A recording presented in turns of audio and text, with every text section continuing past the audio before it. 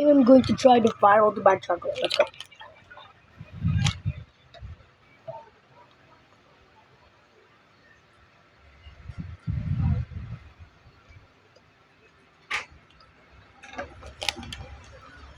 Can I taste the... Okay. Okay, here. Inubos niya lahat, isang kainan lang. Yung natira na dalawa. Wala na, ubos na. Inubos na yung dalawa.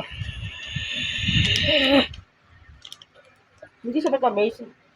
Nag-record. Hindi siya matamis eh. May ano daw yun, fruits, ay ano, vegetable daw yun. Hindi siya matamis sa chocolate.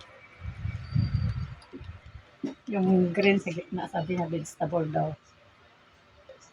It's fruit. Oh, fruits. Pitasyo nga, ito nga. Brush it ha. Papa, isi-share Bonus na. ka daw. Brush me ha. Okay.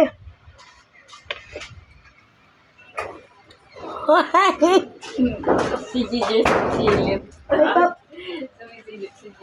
Papa, look. Silip si Ginger. Papa, look. Bukas ng pinto. A Dubai chocolate. Oh, ayun lang. Wanna try it? Isang painan lang. Try it. Tatlo yung binili na. It's good. Tatlo in order niya. Is it good? Yeah. Oh. The Dubai chocolate is melted. Tamis. Wala kang tamis eh. Gulay daw yung sa gitna. Hindi. Fruits. Fruits. Dough na parang shinred. Pitasyo. Pitasyo nut. Tapos hindi siya nut. Dough Kaya ayan oh. It's literally a fruit. Pitasyo nut. Choo-choo! Siguro grind ang pitasyo nut. Kaya naging Mm. fruits. Nang choo-choo. Ginger is a pillow. Ate Gia, put her down before she eats that. Dalawa.